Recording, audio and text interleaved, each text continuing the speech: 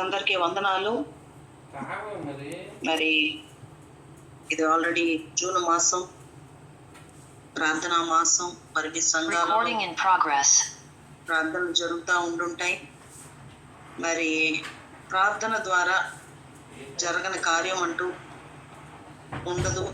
మరి అనేకమైన విషయాలు ప్రార్థన చేసినప్పుడు సహవాసంలో, ప్రత్యేకంగా జూన్ మాసంలో చేసిన ప్రార్థనలు చివరిగా కూటానికి వచ్చేటప్పటికి ఎన్నో ప్రార్థనలకు జవాబులు వచ్చినట్లుగా అనేకులు సాక్ష్యం చెప్పడం కూడా మనం చూస్తాము. మరి ప్రార్థన, బైబిల్లో ప్రార్థన గురించి మనకు అనేకమైన విషయాలు మనకి కనబడతాయి. మరి మెలకువగా ఉండి, మీరు శోధనలో ప్రవేశించుకున్నట్లు మెలకువగా ఉండి ప్రార్థన చేయండి అని మరి యేసుప్రభు చెప్పినట్లు, క్రైస్తవులు అయిన మనము దేవుని నమ్మి దేవుని వెంబడిస్తున్న మన జీవితాల్లో కూడా కొన్ని శోధనలు, ప్రార్థనలో మనం తగ్గినప్పుడు మనం కొన్ని శోధనలో పడతాం. ఒక రకంగా చెప్పాలంటే దేవుని కృప ఎంత ఉన్నతమైనదంటే అది చెప్పడానికి వీల్లేదు. ఆయన కృపను బట్టి అనేక సార్లు మనము అనేక విషయాల్లో తప్పిపోతున్న మాటలోను, మరి ప్రవర్తనలోను, అదే ప్రార్థన చేసుకోవడం విషయంలో, బైబిల్ చదవడం విషయంలో, మనం చేసుకున్న నిబంధనల విషయంలో కొన్నిసార్లు కొన్ని నిబంధనలు మనం చేసుకుంటాం. కానీ వాటిని మీరినప్పుడు కొన్ని పరిస్థితులు అనుకూలించక, లేకపోతే మనం నిర్లక్ష్యంగా ఉండి, ఇలాంటి పరిస్థితులు అన్నిటిలో కూడా మనల్ని ప్రభు ఎంత కృప చూపిస్తున్నారో మనం అర్థం చేసుకోవచ్చు. అనేకమైన విషయాల్లో ప్రభు మనకి కృప చూపించి, ఆయన కృపను బట్టే ఈరోజు మనం సజీవులుగా ఉన్నాము అంటే కేవలం ఆయన కృప. మనం మంచి వాళ్ళమని కాదు. కాబట్టి అలాంటి కృపను ప్రభు మనకిస్తున్నారు. అలాగే మరి అనేకమైన శోధనలు, దేవుని వెంబడిస్తున్న మనకి అనేకమైన శోధనలు, ప్రార్థనలో మనం బలహీనం అవుతున్నప్పుడు మరి అపవాది ఎటు నుంచి వచ్చి మనల్ని శోధించడానికి మరి వాడు కూరుకుంటాడు. శోధన అంటే ఏదో అని మనం ఊహించినట్లుగా కాదు. మనకు కోపం అనే బలహీనత మనలో ఉన్నప్పుడు ఆ కోపాన్ని రేపే పరిస్థితులు మనకు ఎదురవుతా ఉంటాయి. లేకపోతే మనకి కొన్ని పరీక్షలు ఎదురవుతా ఉంటాయి, శోధనలు, పరీక్షలు.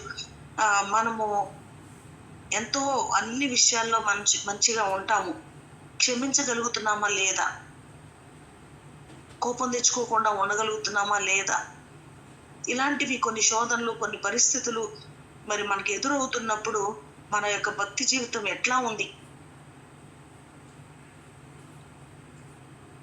జీవాన్ని ఇవ్వడానికే కాదు కానీ సమృద్ధి అయిన జీవాన్ని మరి ఆయన ఇవ్వడానికి యేసుప్రభు వచ్చినట్లుగా మనం చూస్తాం.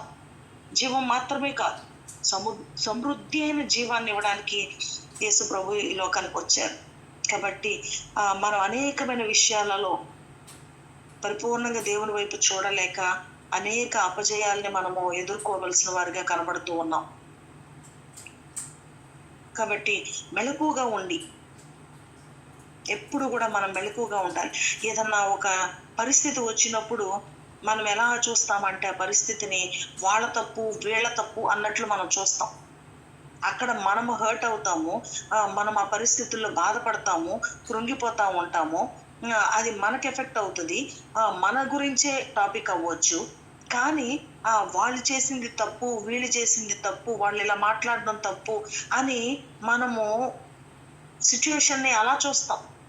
కానీ దేవుణ్ణి ఎరిగిన వారిగా అలాంటి పరిస్థితి ఎందుకు వచ్చిందో, అలాంటి మాట ఎందుకు నా మీద పుట్టిందో, లేకపోతే అలాంటి పరిస్థితి ఎందుకు వచ్చిందో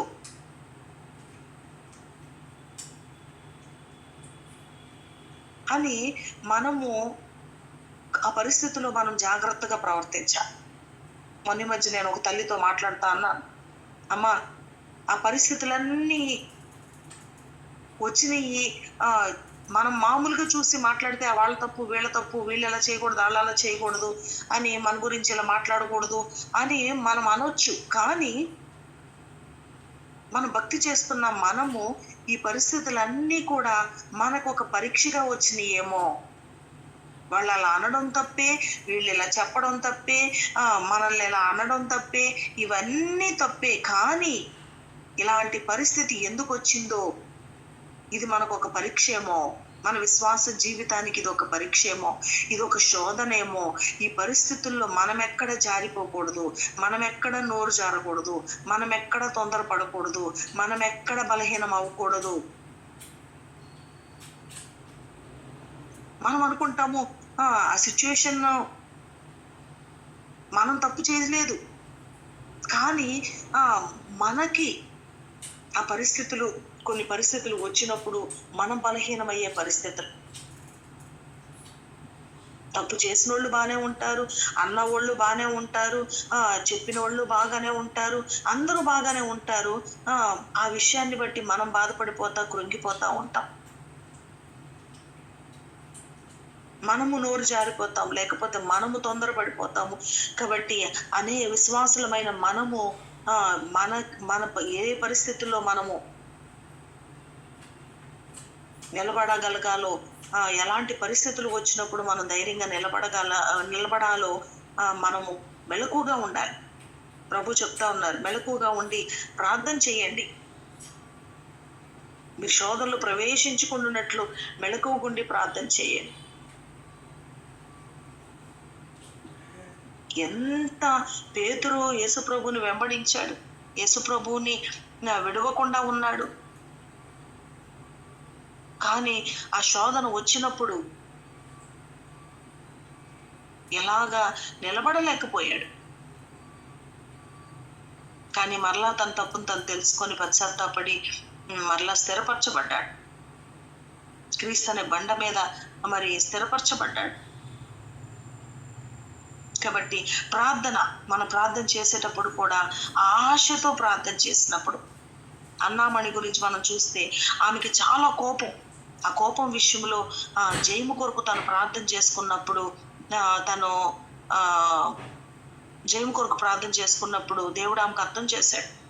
ఎలా జయం వస్తుందా, విడుదల వస్తుందా, ఆ కోపం నుంచి విడుదల వస్తుందా అని తన పట్టుదలతో ప్రార్థన చేసినప్పుడు ఎలా ప్రార్థన చేయాలి అని దేవుని తట్టు చూస్తూ ఉన్నప్పుడు యాకోబు పెనుగులాడిన పరిస్థితిని దేవుడు జ్ఞాపకం చేశాడు ఆమెకి.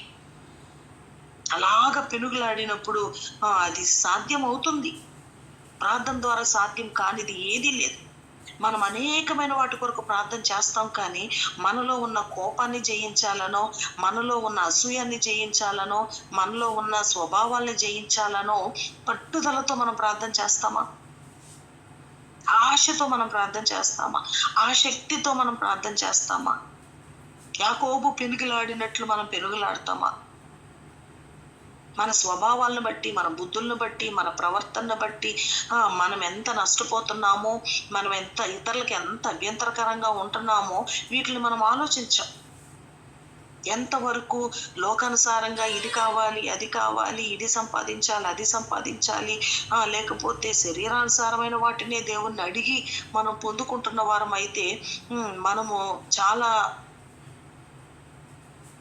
ఆత్మీయంగా నష్టపోతున్న వారిగా ఉంటాం. దేవుని వాక్యం కూడా సెలవిస్తా ఉంది, ఆశపడిన ప్రాణాన్ని తృప్తిపరుస్తానని. మనం ఆశపడాలి. దేని కొరకైనా ఆశతో, దుప్పి నీటి వాగుల కొరకు ఆశపడినట్లు దేవా నా ప్రాణము నీ కొరకు తృష్ణగొంతుంది అని దావీదు చెప్పినట్లు మనము దుప్పి నీటి వాగుల కొరకు ఆశపడినట్లు మనము దేవుని కొరకు ఆశపడుతున్నామా? జయము కొరకు ఆశపడుతున్నామా? దేవుని కార్యాల కొరకు ఆశపడుతున్నామా?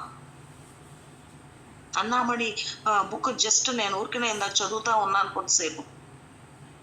తను బైబిల్ చదవడం రాదు. ఆ బైబిల్ చిన్న క్రొత్త నిబంధన గ్రంథాన్ని ఎలా పట్టుకోవాలో కూడా తనకు తెలియదు. రైట్ వేలో ఓపెన్ చేయటం కూడా తనకు తెలియదు. కానీ ఎప్పుడైతే దేవుని యొక్క ఆత్మ ఆమెను దర్శించిందో, దేవుని యొక్క వాక్యము చేత ఆమె పట్టబడిందో, ఆమె ఒకరు ఆమె ఆ దేవుని వాక్యం వింటా ఉన్నప్పుడు, నువ్వు గదిలోనికి వెళ్ళి తలుపు వేసి రహస్యమందున నీ తండ్రికి ప్రార్థన చెయ్యి, అప్పుడు రహస్యమందు చూచి నీ తండ్రి నీకు ప్రతిఫలం ఇస్తాడు అన్న మాటలు ఆ ప్రసంగంలో వింటా ఉన్నప్పుడు ఆ మాటలు ఆమెను పట్టుకున్నాయి. ఆ మాటలు పట్టుకొని వెళ్ళింది, తన రూమ్లోకి వెళ్ళింది, ప్రార్థన చేసింది, బలంగా దేవుని ఆత్మ దర్శించింది. ఇదే వాక్యము మా అమ్మగారిని పట్టుకుంది. మా అమ్మగారు వెళ్ళి తలుపు వేసుకొని నిజమైన భక్తి ఏంటో, శ్రేష్టమైన భక్తి ఏదో, పరలోకానికి వెళ్ళే మార్గం ఏదో కనుగొనాలి అని చెప్పి రూమ్లోకి వెళ్ళి, ఇంటికి వెళ్ళి రూమ్లోకి వెళ్ళి తలుపు వేసుకొని వాళ్ళు దేవుని వైపు చూశారు. ఆమె అన్నామణి కూడా అలాగ రహస్యంగా వెళ్ళిపోయి తలుపు వేసుకొని అలాగా ప్రార్థన చేసుకుంటా ఉన్నప్పుడు దేవుడు ఆమెను దర్శించాడు. దేవుని కృప కొరకు ప్రార్థించింది ఆమె. ఆ పాపాలన్నీ వరుసగా ఆమెకి జ్ఞాపకం వచ్చినాయి. ఆమె హృదయం పగిలిపోయింది, కన్నీటితో ప్రార్థన చేసింది. ప్రభువా నన్ను కరుణించు, పాపినైనా నన్ను కరుణించు అని ఆమె ప్రార్థన చేసింది. ఆమెకి ఆ టైంలో నేను చదివిన మాట తను ఎలా అనిపించింది అంటే, ఆ నరకము ఆమెను మింగడానికి ప్రయత్నం చేస్తున్నట్లుగా తను అలాంటి సీన్ ఆమె కళ్ళ ముందు కనపడతాం. నరకం ఆమెను మింగివేయడానికి, అది చూసి నరకం నోరు తెరిచి ఆమెను మింగడానికి చూస్తున్నట్లు దృశ్యం ఆమె కళ్ళకు కనపడతా ఉంది. అది చూసి గట్టిగా ఏడుస్తా ఉంది. ఆ శబ్దానికి అక్కడ ఉన్న ఎవరింట్లో అయితే ఉంటుందో ఆ అమ్మగారు ఆమె చూసి తొందరపడిపోయి ఏంటి ఏంటి ఏమైంది అని చెప్పి ఆమెను ఓదార్చడానికి వెళ్తా ఉన్నారు. అప్పుడు ఆమె చెప్తా ఉంది, ఏమీ అవ్వలేదు నాకు, నేను దేవుని కృప కొరకు ప్రార్థన చేస్తున్నాను నేను అని తను చాలాసేపు రాత్రంతా కూడా ప్రార్థన చేసుకుంది. ఆ తర్వాత ఆమెకున్న ఆశను బట్టి మరి ఆ బైబిల్ కూడా తను చదవడం దేవుడు ఆమెకి ఇచ్చాడు. ఏనాడు ఎప్పుడు చదవలేదు, ఒక్క అక్షరం కూడా నేర్చుకోలేదు, కానీ తన బైబిల్ చదవడం ఇది ఎలా సాధ్యమవుతుంది? వారికున్న ఆసక్తిని బట్టి అది ఎంత ఆశ్చర్యకరమో చూడండి. అది మన దృష్టికి, మన ఆలోచనలకి అది అర్థం కాదు.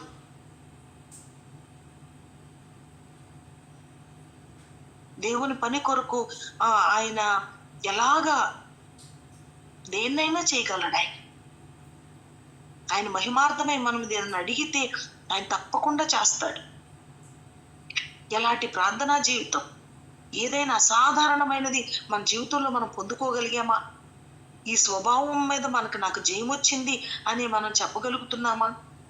ప్రార్థన ద్వారా మనం ఏమి సాధించగలిగాము, ఏమి నేర్చుకోగలిగాము, దేని నుంచి మనం విడుదల పొందుకోగలిగాము? ఆమె అలాగా ప్రార్థన చేస్తున్నప్పుడు తను అనుకుంది, ఎవ్వరు ఏమనుకున్నా పర్వాలేదు, నేను ఇంకా అని చాలా గట్టిగా దేవునికి మొరపెట్టింది ఆమె అన్న మాట, లోకమంతా నేను ఇలా ప్రార్థన చేయడం విన్నా పర్వాలేదు, కానీ దేవుని కృప నాకు కావాలి, దేవానను కరుణించు అని ఏడ్చి ఎంతగా ప్రార్థన చేసి అలాగా తను చేసినప్పుడు తనకి సిలువలో వేలాడుతున్న యేసు ప్రభు కనిపించారు. ఆ ప్రక్కన రక్తం కారుతున్నట్లుగా కనిపించారు. అప్పుడు తనకు ఒక నిరీక్షణ వచ్చింది, ఒక సంతోషం వచ్చింది. అప్పుడు ఆమెకు ఒక ఆశ, నా ఉన్న పాప భారాన్ని తీసివేశాడు కదా, ఈ పుస్తకాన్ని చదవటానికి నాకు దేవుడు నేర్పించడా అని పట్టుదలతో ఆశతో ప్రార్థన చేసింది. ప్రభు పిలుస్తున్నారు, ప్రయాసపడి భారం మోసుకుంటున్న సమస్త జనులారా నా యొద్దకు రండి, నేను మీకు విశ్రాంతి. ఎవరైతే ప్రయాసపడుతున్నారో, భారం కలిగిన వారుగా ఉన్నారు, ఆశ కలిగిన వారుగా ఉన్నారు, దప్పిగొని వారు నా దగ్గరికి రండి, నేను మీకు దప్పిక తీరుస్తానంటున్నాడు. ఆకలి కొన్న వారికి ఆయన ఆకలిని తీర్చే దేవుడు, ఆశపడిన ప్రాణాన్ని తృప్తిపరిచే దేవుడు. ఆయన త్రోసివేసే దేవుడు కదా, జ్ఞానం లేని వారికి జ్ఞానం ఇస్తానని చెప్పిన దేవుడు. మీకు ఎవరికైనా జ్ఞానం పొదుకుంటే నా దగ్గరికి రండి, నేను మీకు ఇస్తాను అన్నాడు. కానీ ఆశతో, ఒక విశ్వాసముతో ఆమె ఒకటి అడిగింది, నాలో ఉన్న పాప భారాన్ని తీసివేశాడు కదా ఆయన, ఈ చిన్న పుస్తకాన్ని చదవటం నాకు నేర్పించలేడా అని చాలా మరి అలాగా ప్రార్థన చేసి తను బైబిల్ చదవగలిగింది. ఆమె మొట్టమొదటిగా చదవడానికి దేవుడు అనుగ్రహించిన మాట కూడా, ఈ నీళ్లు త్రాగు ప్రతివాడును మరలా దప్పికొను గాని నేనిచ్చి నీళ్లు త్రాగువాడు అన్నాడు దప్పికొనడు అన్న వచనాన్ని చదవగలిగింది ఆమె. ఏ పుస్తకం చదవలేదు ఇప్పుడు. కాబట్టి అనేకమైన విషయాలు, ఆమెకి అనారోగ్యం వచ్చినప్పుడు, తన కాలికి దెబ్బ తగిలినప్పుడు కోడిగుడ్డు పాలు తినమని చెప్తారు. పాలు తాగు, కోడిగుడ్డు తినాలి అని. ఎక్కడి నుంచి కోడిగుడ్డు తినాలి? అది సీజన్ కాదు. పల్లెటూరు, ఇంగ్లాండ్ దేశంలో ఉన్నప్పటికీ ఆ పల్లెటూరులో ప్రభా మరి కోడిగుడ్లు లేవు ఎలా అని తను ప్రార్థన చేసుకున్నప్పుడు దేవుడు ఆమె దగ్గరికి కోడిని పంపించాడు. ప్రతిరోజు వచ్చి ఎన్నో వారాలు కోడిగుడ్డు పెట్టి అది కోడి వెళ్తా ఉండేది. అలా ప్రతీది కూడా దేవుడు ప్రతీది కూడా ప్రార్థనతోనే అనేకమైన విషయాల్ని జయించగలిగింది.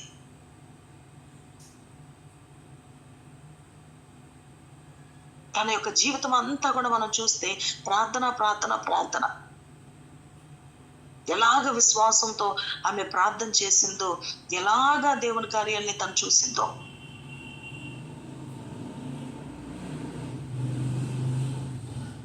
ఈ దినాల్లో నిజంగా అపవాది మనల్ని ఖాళీ లేనట్లుగా చేస్తున్నాడు.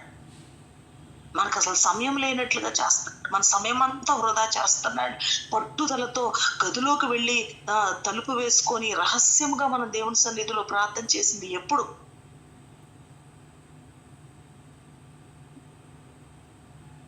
భారముతో, ఆశతో మన దేవుని సన్నిధిలో కనిపెట్టింది ఎప్పుడు?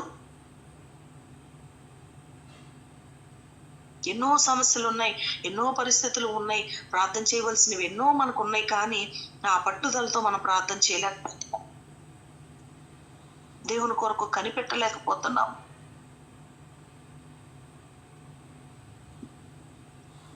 ఏలియా ప్రార్థన చేసినప్పుడు ఏలియా మన వంటి మనుషుడే. నిజంగా ఆ మాట ఏదో ఏలియా చేయగలిగాడు, అది మనం చేయలేము అని ఒకవేళ మనం అనుకుంటామేమో. కానీ అందుకనే అక్కడ చెప్పబడింది, ఏలియా మన వంటి మనుషుడే. కానీ ఆయన ప్రార్థన చేస్తే 3.5 సంవత్సరాలు వర్షం పడకుండా ఆగిపోయింది. కానీ అలాగా ఎన్నో కార్యాలు దేవుని కొరకు మనము మన ఆత్మను సిద్ధపరచుకొని రక్షణ పొందిన వారం అయి ఉండి కూడా మనము వెనకబడిపోతున్న పరిస్థితులు కనబడతా ఉన్నాయి. పట్టుదలతో ప్రార్థన చేయలేని పరిస్థితులు. అన్నామణి ఆమె కొరకు ఆమె ప్రార్థన చేసుకుంది, ఆమె ప్రాణాన్ని కాపాడుకుంది. లేకపోతే ఇంకా అనారోగ్యంగా ఆమె దగ్గర ఉన్న వాళ్ళ కొరకు ప్రార్థన చేసింది. అనేకమైన కార్యాలు, అనేకులకు మేలుకరంగా, అనేకులకు ఉపయోగకరంగా, అనేకులకు ఆశీర్వాదకరంగా తన యొక్క జీవితంలో అనేకమైన కార్యాలు జరిగాయి.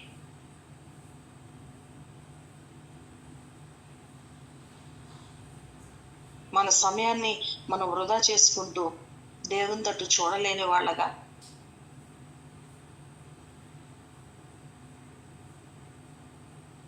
మనము ఎంతో కృంగిపోతున్న పరిస్థితులు కనబడతా ఉన్నాయి.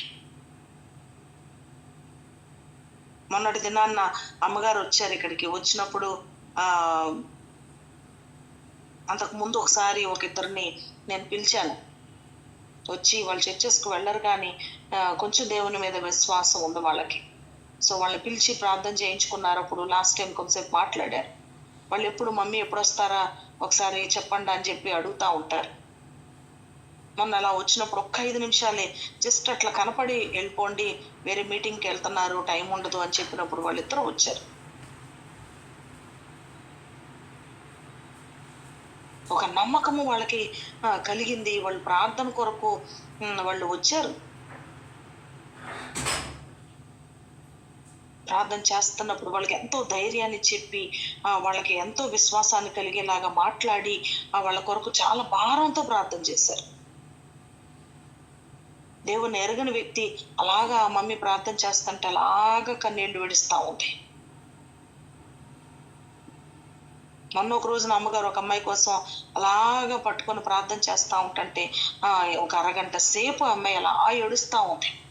ఎంత కఠినంగా ఉందో, ఎంత ఘోరంగా మాట్లాడుతూ ఉందో. కానీ ఎప్పుడైతే దేవుని బిడ్డలు అలాగా మమ్మీ కూడా ఒక 20 నిమిషాలు అలా కంటిన్యూస్గా ప్రార్థన చేశారు. అలాగ పట్టుకొని ప్రార్థన చేశారు.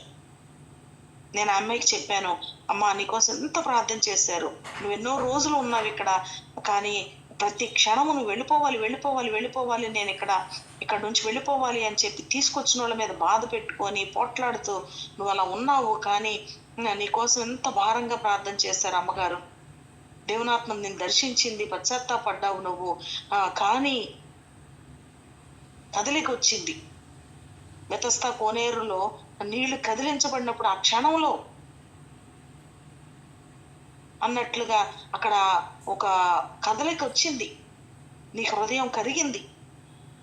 నువ్వు ఇంకా కొన్ని రోజులు ప్రార్థన చేసుకొని నువ్వు బలపడి వెళ్తే మంచిది అని చెప్పినప్పుడు ఆమె వినలేదు. తొందరపడిపోయింది, వెళ్ళిపోయింది. వెళ్ళిపోయిన తర్వాత మరలా తను మరి పాత స్థితిలోనే తను ఉన్నట్లుగా నేను విన్నాను. కొన్నిసార్లు పరిపూర్ణంగా మనము నిలబడే వరకు కూడా మనము దేవుని సన్నిధిలో ప్రార్థన చేయాలి. కొంతమంది మారుమనసు పొందుతారు, పశ్చాత్తాపడతారు, కొంచెం తేలికైపోతుంది అని మళ్ళీ వెంటనే వెళ్ళిపోవడానికి చూస్తారు. ఇంకా కొన్ని రోజులు ప్రార్థన చేసుకోండి, ఇంకా బలపరచబడాలి, కొంచెము దేవునాత్మ దర్శించింది దాన్ని ఇంకా కొంచెము అని చెప్పినప్పుడు దాన్ని అర్థం చేసుకోరు.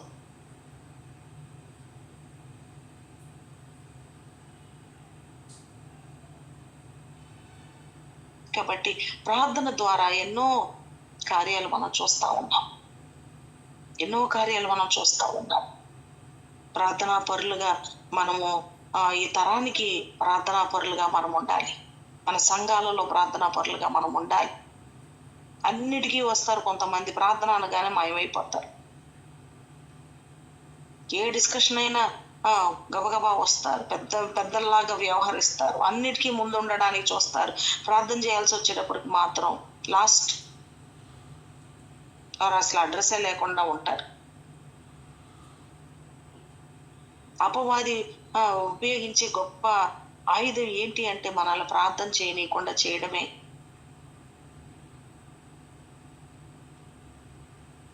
ప్రార్థన చేయనీయకుండా చేయడం. యేసు ప్రభువుకు కూడా ప్రార్థన అవసరమైంది. అలాగా క్షణక్షణం తండ్రి వైపు చూశారు యేసు ప్రభు కూడా. మనకి ప్రార్థన చాలా అవసరం. కానీ అపవాది అన్ని విధాల వాడు ప్రయత్నం చేసి మనల్ని ప్రార్థన మాత్రం చేయనీయకుండా చేస్తాడు. కొన్నిసార్లు చాలాసేపు బైబిల్ చదువుతారు, లేకపోతే ఏమో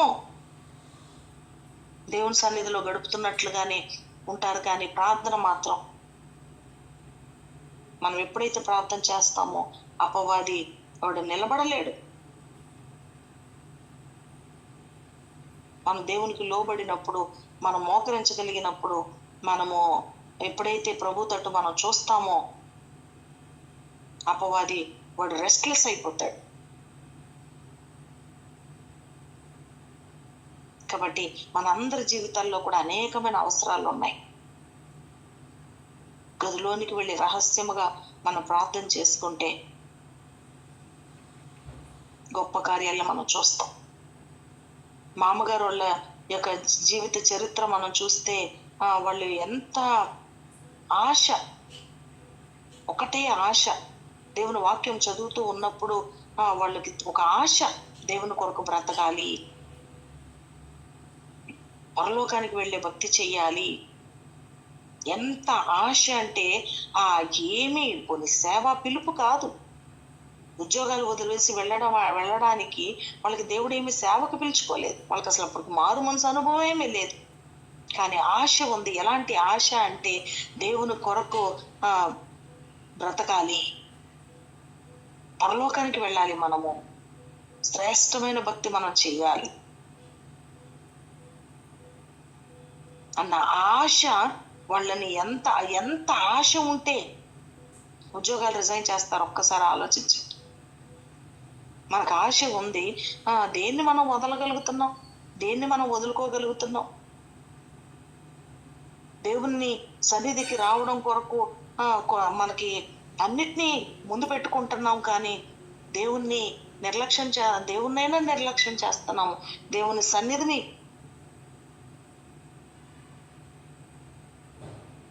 నిర్లక్ష్యం చేస్తున్నాము. అట్లా అనేకమైన పరిస్థితుల్ని నిర్లక్ష్యం చేస్తున్నాం, కానీ దేవుని నిర్లక్ష్యం చేస్తున్నాం, కానీ మనము దేవుని ముందు పెట్టుకోలేకపోతున్నాం.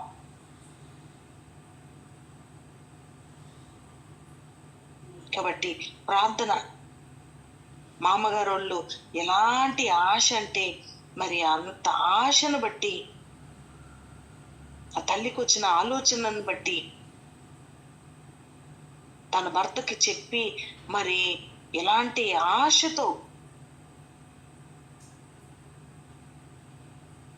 ఉండడాన్ని బట్టి వాళ్ళు ఉద్యోగాల్ని రిజైన్ చేయగలిగారు. ఆ తర్వాత గదిలోనికి వెళ్ళారు, దేవుని దగ్గర మొరపెట్టారు, దేవుడు వాళ్ళతో మాట్లాడాడు, రక్షణ భాగ్యాన్ని దేవుడు ఇచ్చాడు. తర్వాత వాళ్ళ పట్ల దేవుని చిత్తం ఏంటో వాళ్ళకు బయలుపరిచాడు.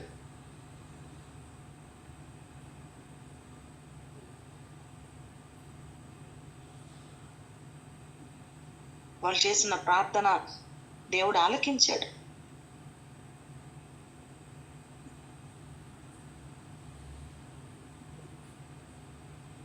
మనము కూడా అనేకమైన పరిస్థితుల్లో మనము ప్రార్థన చేసి జయాన్ని పొందుకోవాల్సిన వారిగా ఉన్నాం. ఈ జూన్ మాసంలో పట్టుదలతో మన స్వభావాలు, అన్నామని ఫస్ట్ చేసిన ప్రార్థన, ఆమె రహస్యముగా దేవుని సన్నిధిలో ప్రార్థన చేసినప్పుడు తన హృదయస్థితిని ప్రభు ఆమెకు అర్థం చేశారు. మనం కూడా దేవుని సన్నిధిలో మొరపెడుతున్నప్పుడు నిజంగా దేవుడు మనకు చూపిస్తే మనం అందరినీ ఈడ తప్పు, వాళ్ళు ఎలా తప్పు, వీళ్ళ తప్పు అని మనం అంటాం, కానీ దేవుని యొక్క సన్నిధిలో మనం ప్రార్థన చేసుకుంటే ఎవరి తప్పులు మనకు తప్పులాగా కనపడవు, కానీ సూక్ష్మంగా మనము గ్రహించుకుంటే మనది చాలా చిన్నదైనా సరే, మనుషులకి ఎవరిది మనది తప్పులాగా కనపడదు, కానీ మనకి ఎలా ఉంటుంది అంటే ఎవరిది తప్పు కాదు, ఎంత పెద్దదైనా సరే వేరే వాళ్ళ తప్పు అది పెద్దగా కనపడదు, కానీ సూక్ష్మంగా మన తప్పే మనకి కనబడుతుంది. అందుకనే నీతిమంతుడు నింద మోపడు, ఎందుకంటే నింద తనే వేసుకుంటాడు, కానీ ఎవరి మీద నింద మోపడు. నన్ను బట్టి అని అనుకుంటాడు కాబట్టి ఎవరి మీద నింద మోపడు. కాబట్టి దేవుడిని ఎరిగిన వారిగా పట్టుదలతో ప్రార్థన చేద్దాం. యాకోబు పెనుగులాడినట్లుగా పెనుగులాడదాం. విశ్వాసముతో ప్రార్థన చేద్దాం. దేవుని కార్యాలు చూచేట్లాగా మనము పట్టుదలతో ప్రార్థన చేద్దాం.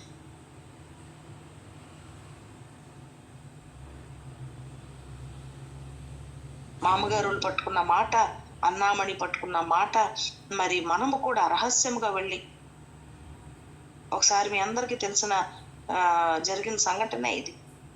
అప్పుల బాధలతో ఉన్న వాళ్ళ పరిస్థితుల్లో వచ్చి మామగారికి చెప్పి ఏడుస్తా ఉండి ప్రార్థన చేయమని అడుగుతా ఉన్నప్పుడు మామగారు ఇచ్చిన సలహా కూడా మీరు గదిలోకి వెళ్ళి తలుపు వేసుకొని 3 రోజులు ఉపవాసం ఉండి ప్రార్థన చేయమని చెప్పారు. వెంటనే వాళ్ళు లోబడ్డారు, కుటుంబ సమేతంగా వాళ్ళ పని చేశారు. ఆ తర్వాత ఆశ్చర్యకరంగా వాళ్ళ అబ్బాయికి ఎక్కడో ఒక బంగారపు గోళీ లాంటిది ఒకటి దొరికింది. దాన్ని తీసుకొని వచ్చినప్పుడు, ఇంట్లో వాళ్ళకి చూపించినప్పుడు వెంటనే దాన్ని పట్టుకొని మామగారు వాళ్ళ దగ్గరకు వచ్చారు. వచ్చి మరి అమ్మ ఇది ఇలా దొరికింది అంటే ఇది ప్రార్థనకి జవాబు అయ్యి ఉంటది అని చెప్పి వెంటనే మామగారు దాన్ని తీసుకొని ఒక కుర్రాడికి ఇచ్చి బంగారు కొట్టుకు పంపిస్తే దాని విలువ ఎంత చేస్తుందో కనుక్కొని వస్తే వీళ్ళకి ఎంత అప్పులో ఉన్నాయో కరెక్ట్గా ఎగ్జాక్ట్ అమౌంట్. ఆ రహస్యంగా దేవుని సన్నిధిలోకి వెళ్ళి చేసిన ప్రార్థన ఎలాంటి బలమైన ప్రార్థనగా ఉన్నదో, వేదనతో కృంగిన హృదయముతో దేవుని సన్నిధిలో మనం ప్రార్థన చేసినప్పుడు గొప్ప జయాన్ని మనం చూడగలుగుతాం. కాబట్టి ప్రార్థన పౌలు శీలలు మరి చెరసాల్లో ఉన్నప్పుడు అందరూ వాళ్ళు పాటలు పాడి ప్రార్థన చేసి పాటలు పాడినప్పుడు ఆ యొక్క సంఖ్యలు పునాదులు కదిలిపోయినాయి. పెద్ద భూకంపం వచ్చింది. Prayer can Sheikh the world. ప్రార్థన ప్రపంచాన్ని కదిలించగలదు.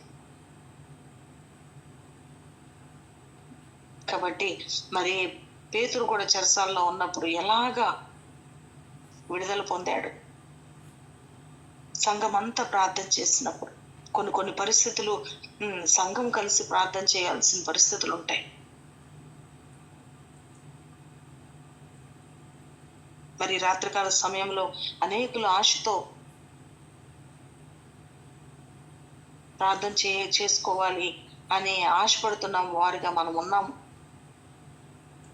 విశ్వాసంతో ప్రార్థన చేద్దాం, దేవుని కార్యాలను చూద్దాం. ఆయన తప్పకుండా ప్రార్థన ఆలకించే దేవుడు. ఆయన ప్రార్థనకి జవాబిచ్చే దేవుడు. ఆయన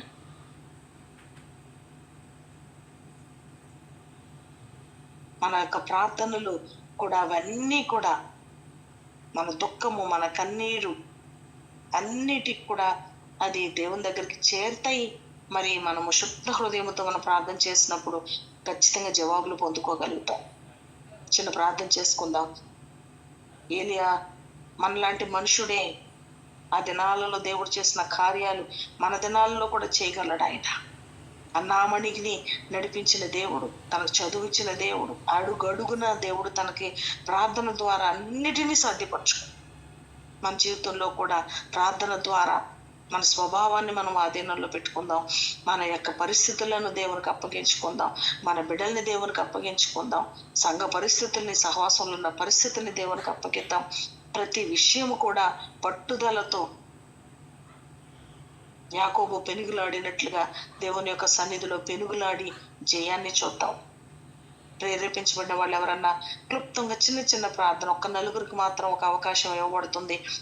చిన్న ప్రార్థన, జస్ట్ విన్న వాక్యాన్ని బట్టి మాత్రమే క్లుప్తంగా చిన్న ప్రార్థన చేసి మనం ముగించుకుందాం.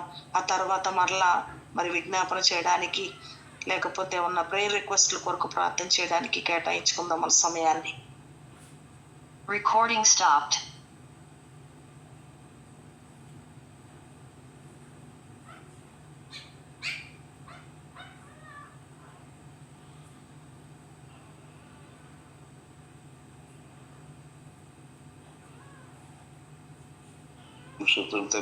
తండ్రి, దేవాన్ని జీవితం చూపించి మరి నాయన శుక్రవారం నుంచి శుక్రవారం వరకు మీరే కొనసాగిన మమ్మల్ని దాసి కాపాడి సజీలు గురించి మరి నాయన 5వ తారీఖున సంపూర్ణ రాత్రిగా నాయన ప్రార్థన చేసుకోవాలని ప్రభావాన్ని పిలిపించిన ప్రేరేపణ బట్టి వందనాలు. నాయన వాక్యాన్ని బట్టి ప్రభా దేవాలయ నాయన దేవా నువ్వు గదిలోకి వెళ్ళి మోహరించి రహస్యంగా ఈ తండ్రి విజ్ఞాపన చేస్తే రహస్యం చూస్తుంది తండ్రి. నీ 10